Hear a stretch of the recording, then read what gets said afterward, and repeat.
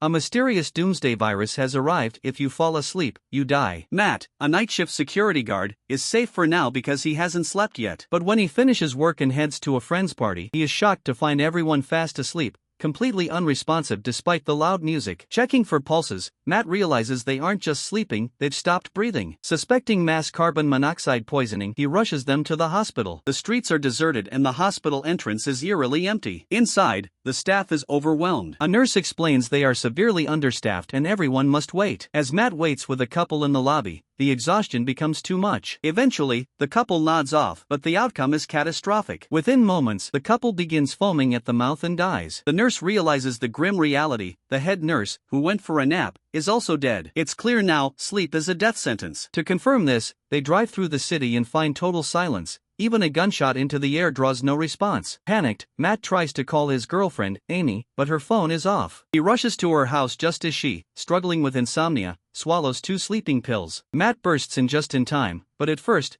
she is nowhere to be found. Amy, thinking there's an intruder, is relieved to see Matt.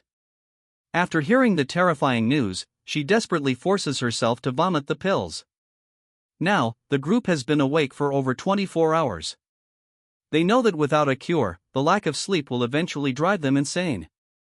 Returning to the hospital to find stimulants, they discover an elderly woman who is still alive.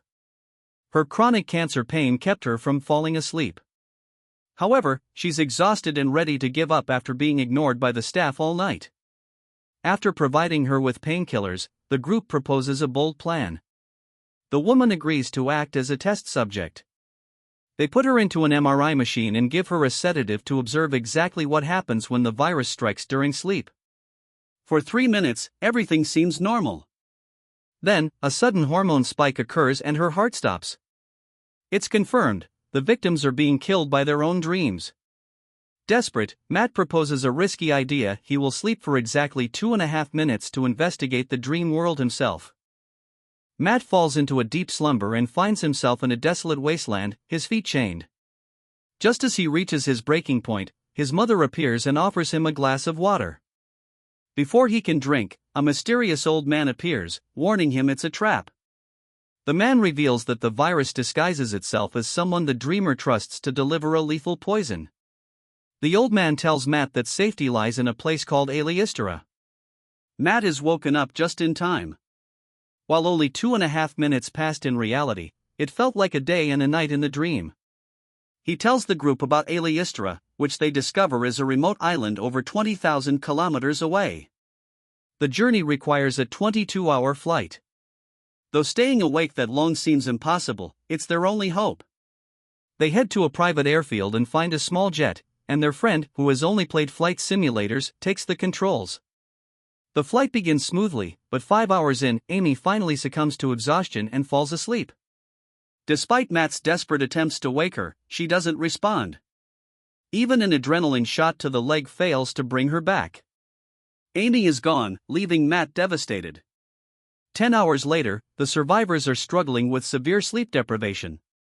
The pilot begins to lose his vision, using a knife and disinfectant to inflict pain on himself just to stay conscious. By the 20th hour, Matt is hallucinating. The nurse has to bite him to keep him awake. Finally, after 22 grueling hours, they spot the island. The surge of excitement gives them a final burst of energy. But there's a problem: the island has no runway. With fuel running low, their only option is a dangerous water landing. Their survival chances are slim, but they have no choice but to dive toward the sea. Miraculously, they survive the crash and swim to shore. They are greeted by the village chief, who explains that the island is naturally protected from the virus. Here, the residents can sleep and dream without fear. Matt meets the island's high priest, the man from his dream. The priest explains he has been trying to guide survivors to the island, though few have made it. Exhausted, Matt and his friends finally allow themselves to fall into a deep, peaceful sleep. But the nightmare isn't over. The virus enters phase 2. Back across the world, those killed in their sleep begin to open their eyes. Their pupils have turned into orange triangles, suggesting they are now under someone else's control, including Amy.